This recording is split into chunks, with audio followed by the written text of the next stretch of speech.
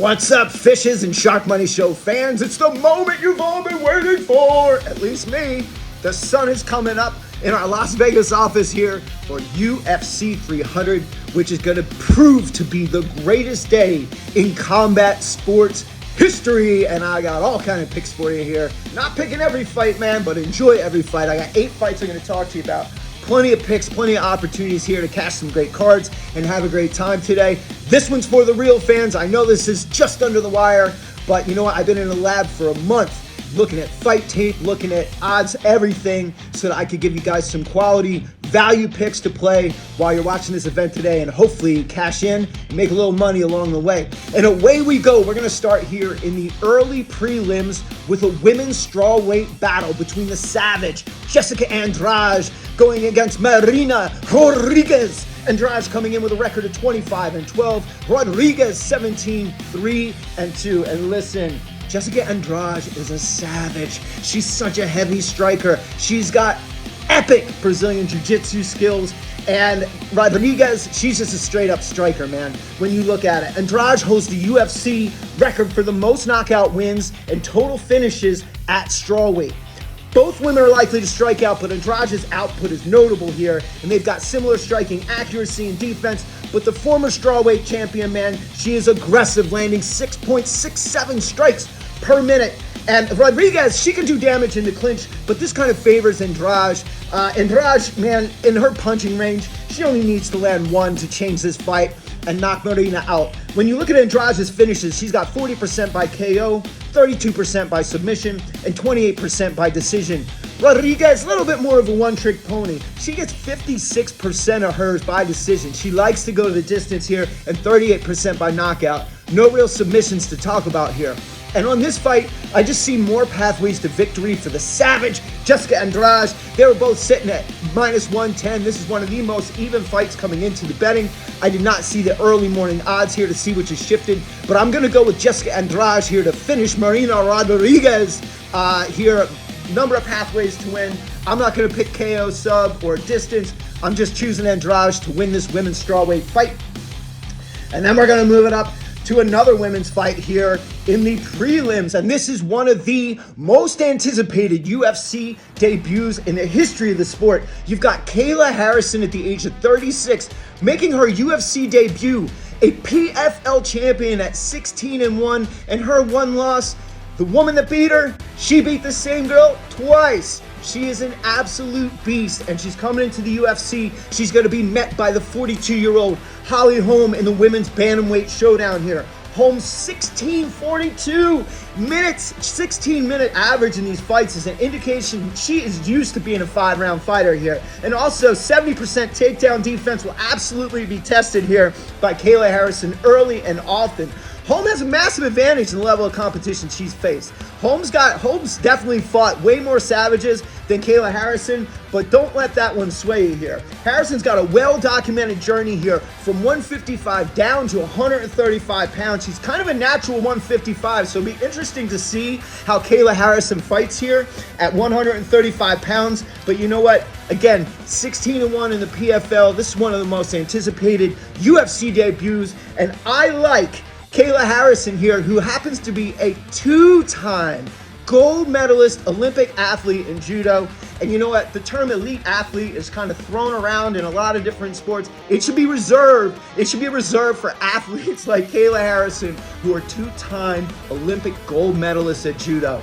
I cannot wait for this fight. It's going to be awesome. Holly Holm at 42.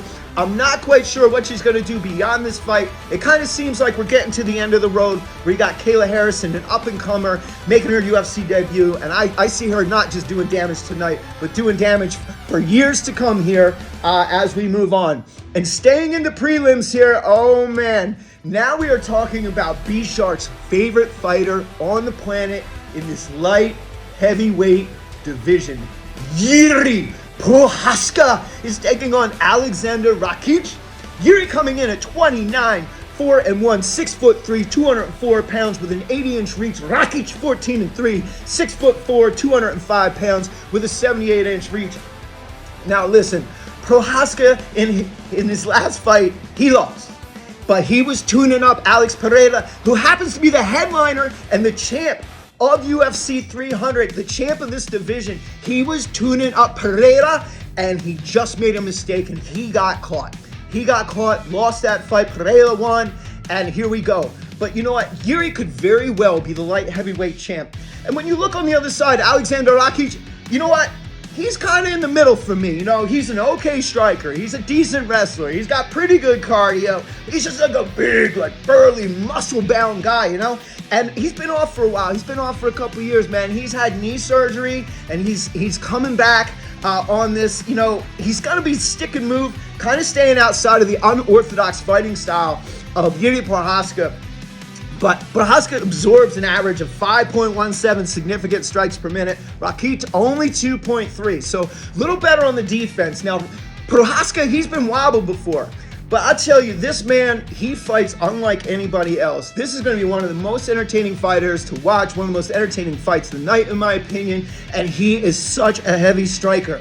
More importantly, he is a man on fire. If you watch his Instagram, he is out in the woods punching trees and doing all kinds of stuff. He is incredibly spiritual, incredibly, what's the word I'm looking for? Reverent of the history of combat sports. He is, again, an absolute man on fire. He's going against a real big burly dude, but I like Prochazka in this fight, and Prochazka is the underdog coming in. I believe he's still in underdog money, but that line has shifted a little bit in Yuri's favor. But look for the underdog, Yuri Prochazka, to take this fight down in one of the most entertaining ways. I don't even know what to tell you here. And now we're going to move on to the main card. Ding, ding, ding! And you know what? This next fight, the first fight on the main card, is a little puzzling to me because the odds on this were so split. This is the heaviest favorite on the match. I'm going to caution you. This is like a real parlay buster. If you think for a second that Bo Nickel, who is sitting, he came in at minus 1350 against Cody Brundage at plus 800. I saw this line stretch to almost minus 3,000 in Bo Nickel's favor. Now, Bo Nickel is 5-0, 6'1", 197 pounds. He is a three-time NCAA Division I wrestling champion. I mean, the dude is a badass. He is an absolute badass. Cody Brundage, now he's coming on. Look, he's a big dude. He hits hard, and he's got live power here in the first round here. But it feels like Brundage is a bit of a sacrificial lamb on Bo Nickel's pathway here. Now, I'm not a fan of taking those like minus 1850, minus 3,000 bets. They're no good. It's too much risk for not very much reward, right? But there are some really, really interesting prop bets here if you want to play this fight. The first is, you know, and this is long odds, but this is so worth a sprinkle. This is just worth a sprinkle. Cody Brundage here, his prop bet's 55-1 for a knockout victory in the first round. I don't think Cody Brundage is going to be able to take this guy too deep. Might get it to the second round. I don't know, but he's got live power in the first round, man. And he's definitely the toughest fight that Bo Nickel has had in his very short career here in the UFC. So, you know, like 55-1 for a knockout, it's not like Cody Brundage is a total scrub. I like the idea, man, but just a little sprinkle on that one. He just catches him by surprise, catches Bo by surprise. That is a major, major cash in. On the other side, if you like the favorite on this, you know, to bet him to win in the first round is minus 175, and round two is plus 380 here. And actually, a round two knockout by Bo Nickel was worth plus 850. So if you want to play like the rounds and specific finishes for Bo Nickel, I would actually look at that as opposed to just taking him to win this fight. Again, he's a heavy favorite. Cody Brundage, a bit of a sacrificial lamb, but there are some absolutely amazing prop bets out here. And on this night, Lord knows what's going to happen in this middleweight fight, man. It'll be interesting to see if it lasts, if it goes to the second round even. I don't know, but you know what? Ding, ding, ding! On to a fan favorite. We're going to the lightweight division. And none other than 34-9 Charles Oliveira, an underdog, coming in at plus 170. The fan favorite is an underdog. Now listen, a UFC lightweight title here awaits the winner of this fight. He is going up against Arman Tsarukyan at the age of 27, who's part of this like new generation of absolute gladiator badasses, right? He is 27 years old. He's just coming off a vicious knockout victory. He is a wrestling beast. He is a powerful striker, man. He came in saying, you know what, Oliveira, this is going to be a round one KO. I'm talking round one KO here. I don't know, man. Oliveira is an absolute sniper when he's standing up. He's got incredible Brazilian Jiu-Jitsu skills. He's nasty with the Muay Thai, man. He's got a lot of different tools in his tool set, and he's been around. He's a little susceptible to being hit frequently, and that is his downfall, man. He's a little vulnerable to takedowns, but at the end of the day, Oliveira, as an underdog, he's only had one loss since 2018. That was in UFC 280 against Makhachev, and there is like literally no fighter that's more dynamic or more potent than Charles Oliveira. He holds the record here for the most UFC finishes at 20 and the most submission wins at 16. He's a record holder for winning, and he is an underdog. So you want to know what I'm doing? I'm going with the dog. I'm going with Charles Oliveira to win this fight here over Arman Tsarukyan. He's been running his mouth a little bit. Now, listen, Arman, he is a real deal, dude. He's going to give Charles Oliveira everything he can handle in this. But in terms of looking at it, you know, if I want to think about value and betting and picking a side here, you know what? I'm going to take the underdog who's got the record for finishes in a couple of different ways in a lightweight division that is just absolutely filled. It's probably the division with the most badass fighters in it. Like, it is cluttered with gladiators, and Oliveira has made a name and set records in that division. So I like him at plus money here in this fight at UFC 300. And now we're finally there. We're finally going to start talking about belts, baby, belts. And the first one we're going to talk about is one of the favorite belts in the sport. It's the BMF belt. And there are a couple of BMFs that are squaring off for this title. You've got Justin, the Highlight Gaethje, squaring off against none other than the granite chin of Max Holloway. Max Holloway never been knocked out. 32 years old. You've got Gaethje coming in with a record of 26-4, 5'11", 156 pounds with a 70-inch reach. Holloway, on the other hand, sitting at 25-7, 5'11", 162 pounds, and a 69-inch reach, man. But that absolute granite chin, and Holloway known for relentless output and pressure, man. Former heavyweight champion has landed the most significant strikes in UFC history. 3,197 significant strikes. The second place, 1,300 strikes less. Holloway is a madman. There's no way that Justin Gaethje is going to output Max Holloway in this. And, record setter for damage taken as well, Max Holloway. And again, never been knocked out. Now, he's bulked up a little bit. My bad, I said he's 162. He's bulked up. He's going from 145 to 155. So my bad, just missed a number there. So, and interestingly enough, looking at some of his more recent photos in training and whatnot, he's been wearing a gi, which kind of implies he's training a little bit in Brazilian Jiu-Jitsu, which is pretty interesting. When you think about Justin Gaethje is the human car crash. As he said, I'm going to come in, it's a 50-50 car crash, it's going to be you and me, someone's going to die. And Justin Gaethje is probably the heaviest striker in the lightweight division. So it's going to be interesting to see with Max Holloway, with the damage that he is known for taking, if he can actually withstand the damage that Justin Gaethje is out there and about ready to put out. This is just going to be called glorious violence, and I cannot wait for this fight. Gaethje continues to be one of the most entertaining fighters out there, and Holloway, I mean, dude, fascinating what this man is capable of. I've never seen anything like it. So, in this fight, if you don't have a pony in the race, that's okay. If you don't want to bet this fight, that's okay. Do yourself a favor, though, and watch this fight, because this fight for the BMF belt is gonna be freaking amazing. Now, at the beginning, Gaethje was a heavy favorite at minus 238. Holloway sitting at plus 195. Man, there are so many good fighters on this card that are at plus money. I'm gonna take Max Holloway, and I'm gonna take Max Holloway going the distance here with Justin Gaethje. Man, it'll be interesting to see if he can stand 5 rounds of Gaethje's punishment. I don't know. There's some interesting prop bets out there. I mentioned he was in a gi. I saw a prop bet where you could cash on Holloway by submission, which would be really rare. I mean, this is just not a thing that happens, but he's training. He's training hard. Who knows? He may try to get this fight to the ground to be able to like get out of Justin Gaethje's way. Justin Gaethje wants to stand up and bang. So Max Holloway may want to take him to the ground to ride out some minutes and withstand some of that. You know, anything can happen, you get down there. I saw a pick here where you can pick up a grappling finish by Max Holloway at plus 5,000 in rounds 3, 4, or 5. So a mid to late round finish by submission out of Holloway pays you out 50 to 1. Sprinkle, sprinkle. It's not likely. I'm not saying this is remotely likely, but 50 to 1, sprinkle, just a little bit there. I kind of like that. I like Holloway going the distance, and you could also look at some prop bets with Gaethje going early, because again, he is a human car crash. I don't know, man. Max Holloway's never been finished, so I don't know if you can really count on that. I'm going to side with the underdog at plus money here, Holloway, to win this fight in a number of ways. Check out your prop bets there. But minimally, if you don't play this fight, at least watch it, man, because for the lightweight BMF belt, dude, this is going to be absolutely insane.